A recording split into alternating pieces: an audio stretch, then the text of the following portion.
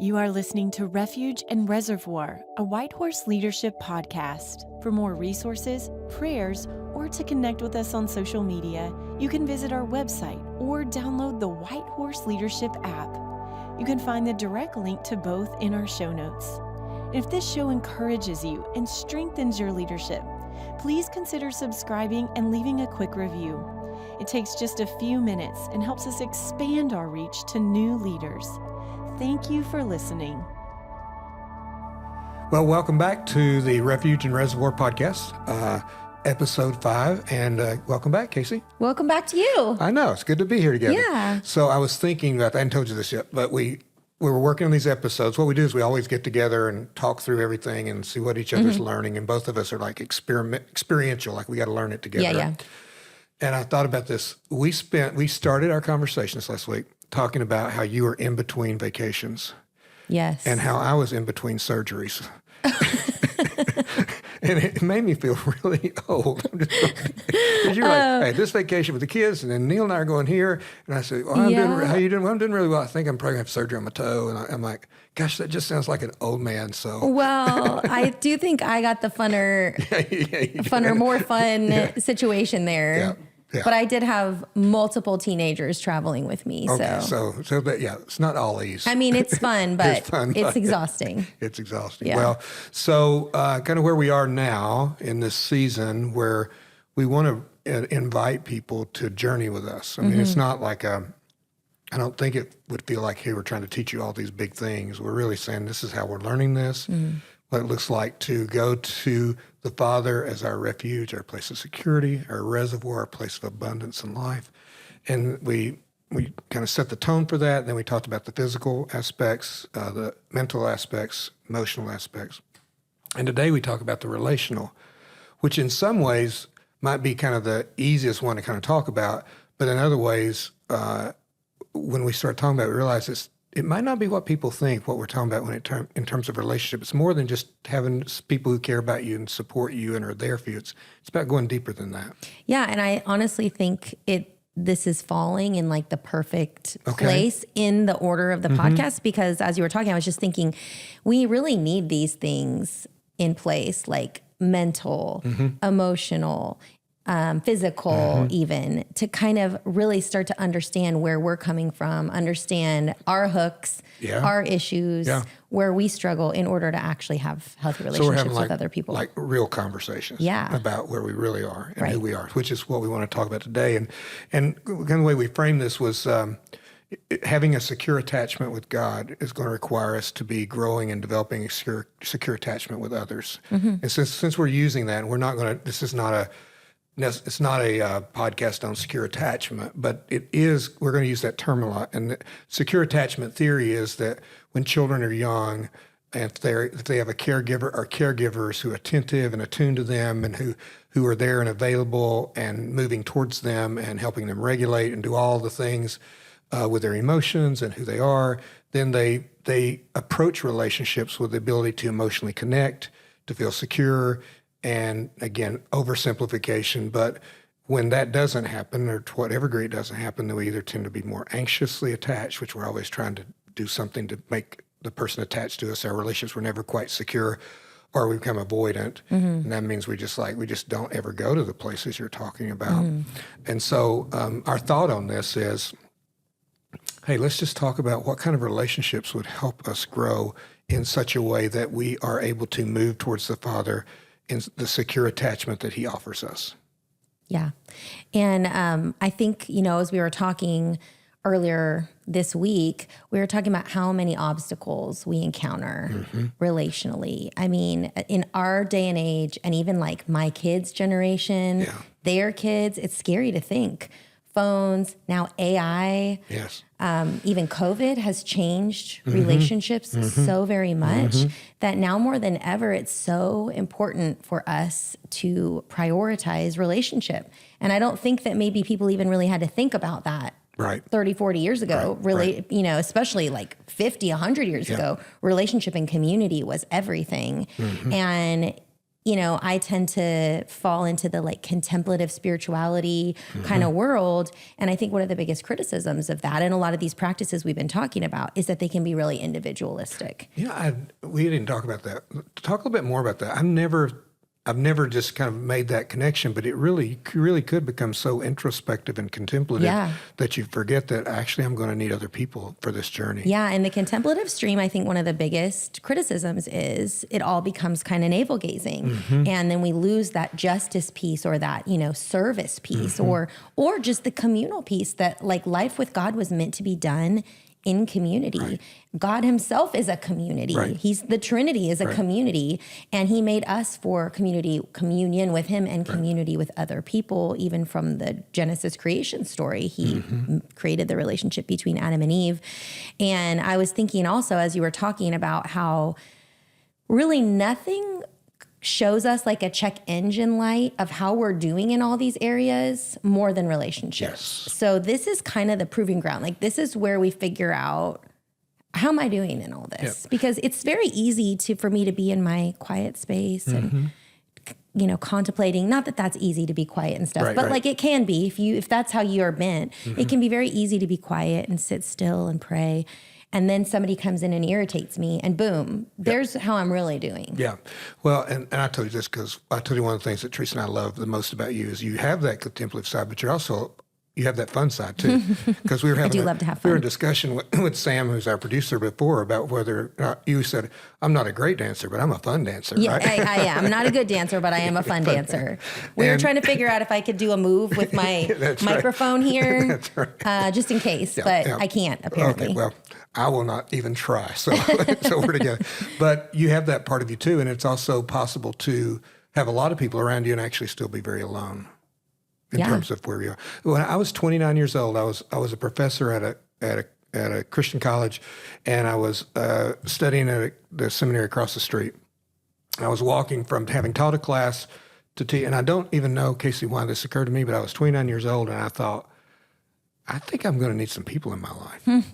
And I grew up as an only child. I'm very independent. I'm very, and I can work a crowd. I can do I have public gifts and all, but I actually realized, I think in terms of who I am, I'm actually very isolated. And then the other thing, and this came later for me, is I'm by nature very anxiously attached. Like I have a very, and this is, we don't have to go deep into this, but I have a very kind of a working mentality. If I'm not performing or producing or doing those kinds of things, we've talked about that, then I'm not being loved.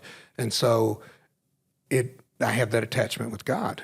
And it's been people, my wife above all, but also a few friends and a few people I've had who've been like mirrors back to me, or who've loved me enough to say, hey, can you tell me more about that? Or I'm watching this happen in you and I want what that's about. Without those relationships, I would never be able to name, hey, I actually am kind of anxiously attached with God, very anxiously attached with God. And if I'm going to move out of that, I'm going to need people to help me do that. Yeah, and I love what you're saying about the people in your life that have taken the risk and maybe even the risk of conflict. Yes. To say things to you, to speak into you in a loving way in order to produce growth. Yes. And I think that's one of the big things that's come out of our conversation about relationship is that the kind of relationships we're talking about, formative relationships. Formative, yes. Spiritually formative, holistic relationships in your holistic formation are going to require conflict. And I mean, I think I've maybe shared this in one of our episodes already, but I grew up with the unspoken rule that if there was conflict in a relationship, then the relationship was over.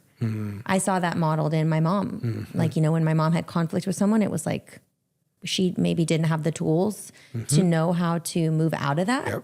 And so that just ended that relationship.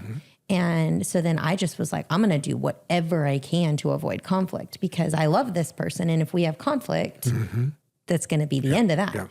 And of course, then you get married, right? And I probably was pretty successful avoiding conflict with friends, or like I would just walk away from friendships if there was conflict. But then you get married, and that whole framework goes out the window. Yes, and it gets exposed. Because you got to have conflict in marriage. You're going to. You're going to. And it's actually very co-creative. It's actually the thing. It's actually, ironically, the conflict is what builds the trust.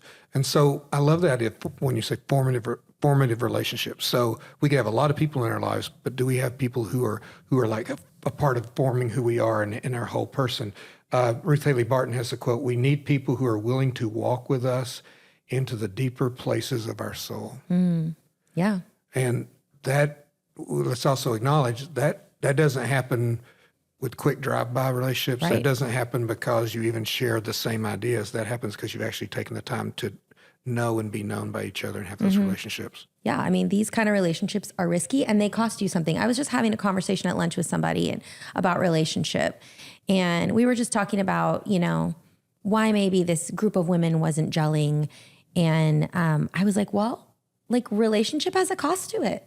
Like this kind of relationship has a cost. It means I have to get up at 6 a.m. to go and meet with my small group at 7 because that's the only time everybody can meet. Like there is going to be a cost. It might be the cost is conflict or awkwardness or discomfort or even just the time it takes. Like there is something costly. And for some reason, it seems like in the day and age we are, we want to be able to have it over text and not have a costly relationship, but have all the benefits of a costly relationship. It's easy to hide behind things. Yeah. Very easy.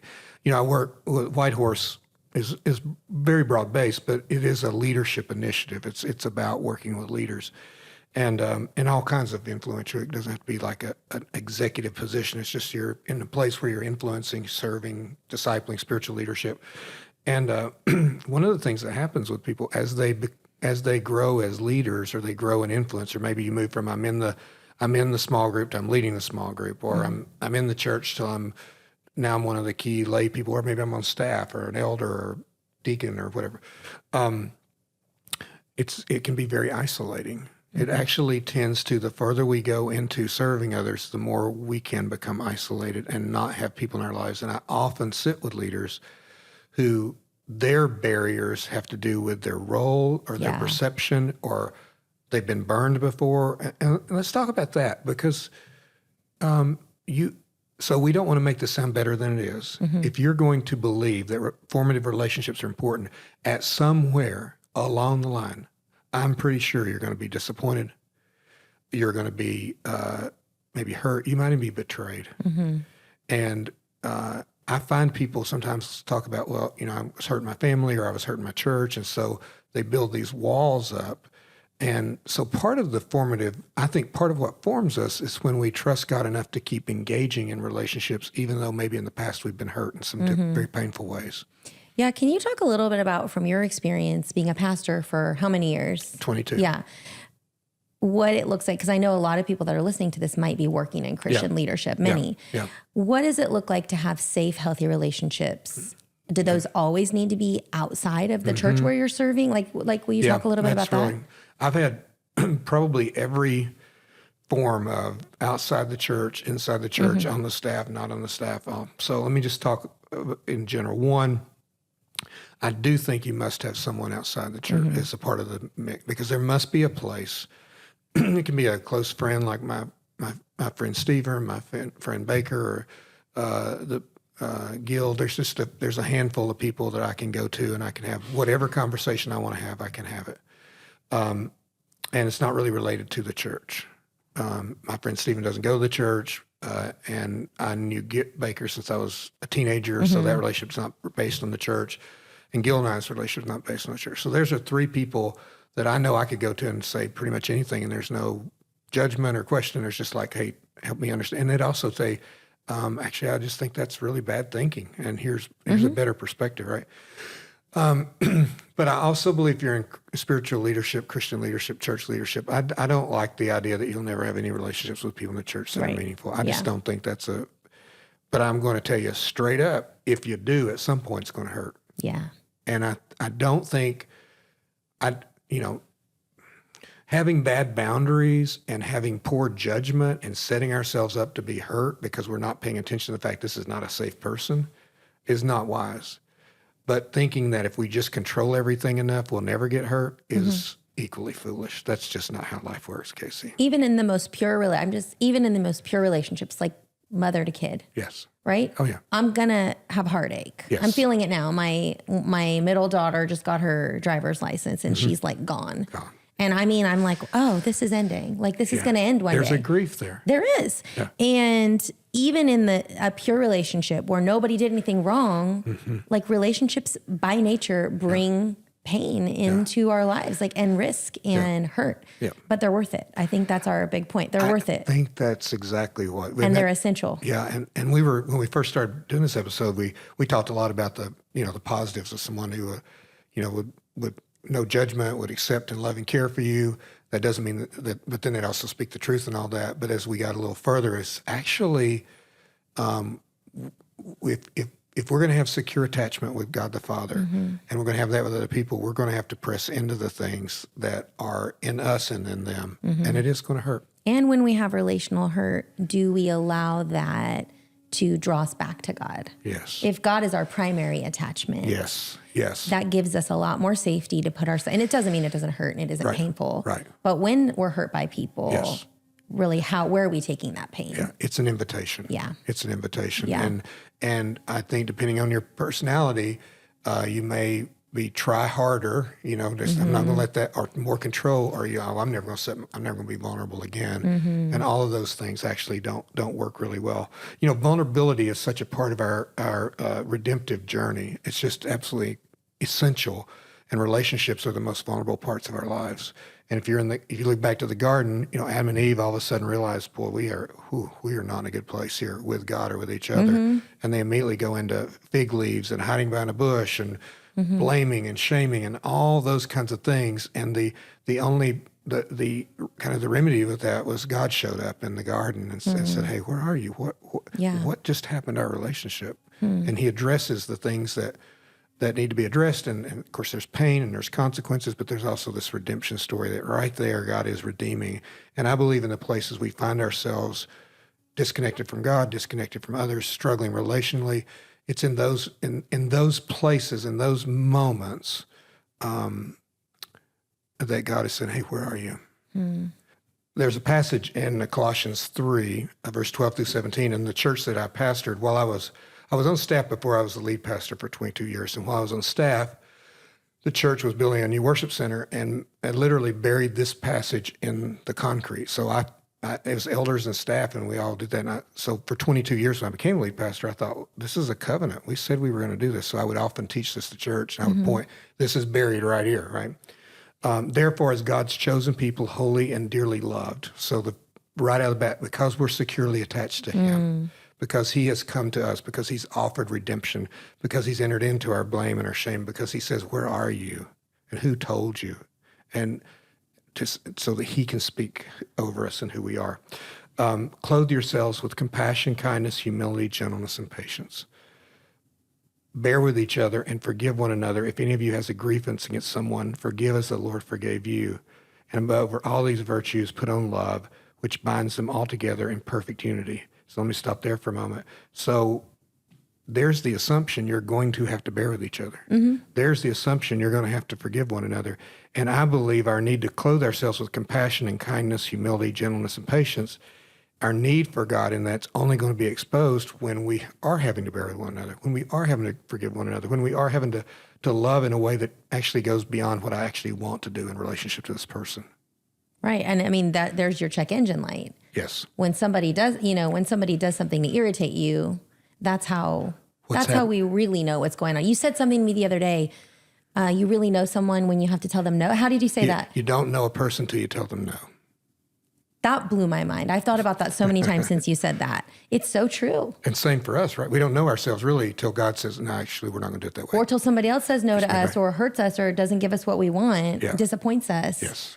That's where we really figure out, okay, I could think I'm doing so great spiritually or emotionally, and then somebody does something to make me mad and whoa, I'm off. Yeah. And if we're not in relationships where that kind of thing is happening that we can't just run away from, not just our marriage, particularly our marriages for sure, but also in these close relationships, if we don't have those, we don't stay in that and aren't formed by that, aren't transformed. It goes on to say, let the peace of Christ rule in your hearts, since as members of one body you are called to peace and be thankful. Let the message of Christ dwell among you richly as you teach and admonish one another with all wisdom through psalms, hymns, songs from the Spirit, singing to God with gratitude in your hearts. So it's got be thankful, have gratitude, teaching and admonishing is that sometimes we're just going to say, here's the word, I'll say this, what I'm watching just doesn't feel congruent with who I know you to be. Help me understand. And maybe I'm misperceiving. So I try to do that humility. Yeah. But give you the benefit of the doubt. Yeah. But could we talk about this? Because it just seems incongruent. Well, that is one of the great gifts in our lives for some. And immediately when I say that, if somebody says that to me, I'm like, ugh. Yeah. But if I'm really considering what it means to be spiritually whole, what it means to seek God as our refuge, our place of security, what it means to find abundance in Him, then I'm going to want to know those things. I'm going to want those things to be exposed. And He says, whatever you do, whether in word or deed, do it all in the name of the Lord Jesus, giving thanks to God the Father through Him. And one of the ways I find out that my motive is not so good is by being in relationship with people and them reflecting back to me how I'm relating to them and what's happening. Yeah. It reminds me of this quote I really like. Yep. I don't know these guys, Christopher Smith and John Pattison, but well done on this quote. Spiritual formation occurs primarily in the context of community. Long-term interpersonal relationships are the crucible of genuine progress in the Christian life. People who stay grow. You just talked about that. People who stay. People who stay grow. People who leave do not grow. That is, you can, frame that. You can. It is a simple but profound biblical reality that we both grow and thrive together, or we do not grow much at all. People who stay grow. That really has stuck with me since I read that. Absolutely. Absolutely. And it doesn't mean, for the sake of listener, it doesn't mean you stay in an abusive situation. Of course not. No. It doesn't mean you stay and you just, have bad boundaries or no. What it means is this is my understanding, right? Is that I'm going to have some relationships where I'm going to make the choice to stay in the conflict because it's a part of the redemption story in me and in that other person. And I'm going to seek in that moment to engage them in such a way that we both actually need the Father. So I think that's the healthiest relationship we have, where we both, that's in my marriage. And we also have White Horse will have a podcast out and soon on marriage. Where my wife Teresa and I just talking about all kinds of things with marriage, because I feel like, Casey, it's okay, this could be sound. Marriage is a crucible. It's the hardest thing to do, right? Yeah. And yet it's also the most formative thing we do. It's where the redemption takes place. And so we need those kinds of relationships, and we need to be those kind of people. We need to be the kind of people who engage people to try to grace and truth. And as we've talked about, it's a lot easier to just try to please people or try to perform people or especially if you're in a leadership role and not actually be in what you're. It looks like you're in a relationship, but you're actually not in a relationship. Right. Yeah. I think really the question when it comes down to it is, who in my life really knows me? Like really knows the real me, and who do I feel safe to really show the true real me to? And, like in my case, one of those people is my spiritual director. Like I don't know her as a friend, but like she is a person in my life that I can say anything to. And she's been walking with me for over 5 years, and I can just say anything to her. I trust her. I feel safe. So friends for sure, spouses for sure. And then sometimes it might be somebody like a mentor or a spiritual director or somebody that's coming alongside you in that way that you can say anything to. Yes, and we need that. So I think it would be a way to summarize this part would be, unless we have a place that we can go to that's really a safe place to go, we're probably not living our lives in a way that's actually safe. Like we're putting ourselves in, it feels risky to be in those relationships. It's more risky to not have those relationships. That's well put. Yeah. And this is what you were saying, like it's so risky not being known. It's so risky to start having any form of a secret life, a secret mindset that you never test out. And if you're, or being in an echo chamber where there's nobody who's, and this happens for leaders too, is everybody says, oh, you're the leader. I mean, they praise you, or they follow you, or if they are mad at you, they never talk to you about it. And so you're kind of left with either, I always said that I never believed, when I was a leader, I never believed the people who thought I was Jesus, and I never believed the people who thought I was Satan. The people who told me I was profoundly human, in need of a Savior, in need of God, offering the best I knew how. I'm like, oh, those are safe and good people. Those are people I can be with. Well, what are just kind of maybe a couple of questions we can ask or ways we can step into this? What do we do from here? Yeah. If you're wanting to engage with this idea about relationship and you're like, I don't really know where to start, here's some good reflection. And we'll put these in the show notes so that people can journal about them. First, am I willing to talk about the raw and unresolved parts of my life with others in my faith community? And why or why not?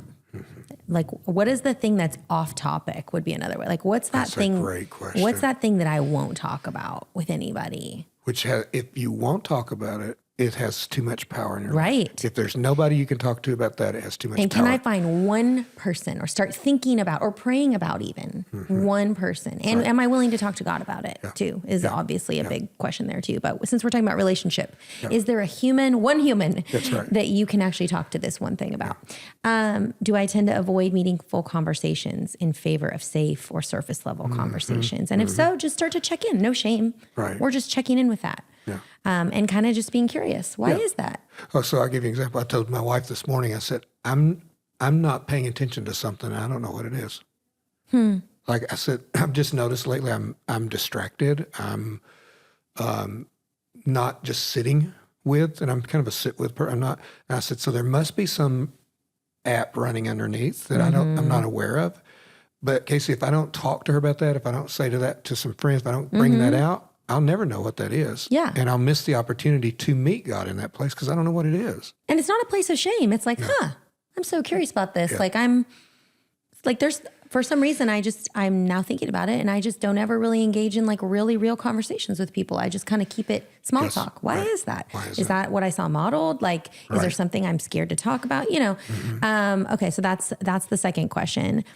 And then have I experienced Jesus drawing near to me in the midst of honest, vulnerable conversation? So maybe think back, like, when was a time in your life where you felt really known by another person? And can you look back and see how actually you were so known by Jesus in that as well? Yes. That's a really good connection to make. Yeah. And then finally, who in my life can I have true, authentic community with? We've already kind of touched on that. And if not, if there's no one, where could I even just start a little bit? How could I make like a little baby step? Yes. Yeah.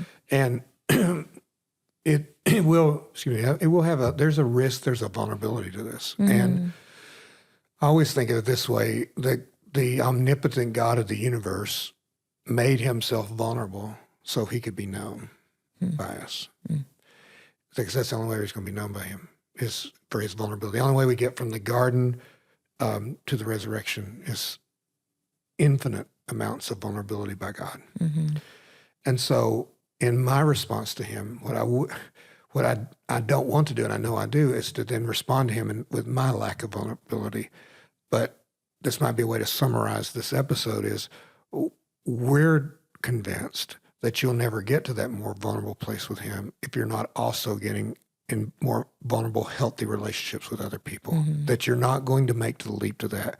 And you have I think, a far greater danger of creating in your mind the God you want him to be and the person you want yourself to be versus the God he is and the person you are. Yeah. You don't get there, Casey, by yourself. Nobody does. Nope. And so we really, we're still walking this out. Yeah. And there's moments in my life for sure where I'm like, oh, like I've really let this go. And I've just kind of been like head down, getting my stuff done. Wow, I really need to re-engage with people. And then there's moments where that really flourishes and that's, a really sweet part of life. And I think it's going to ebb and flow, but it's something we need to really keep tabs on.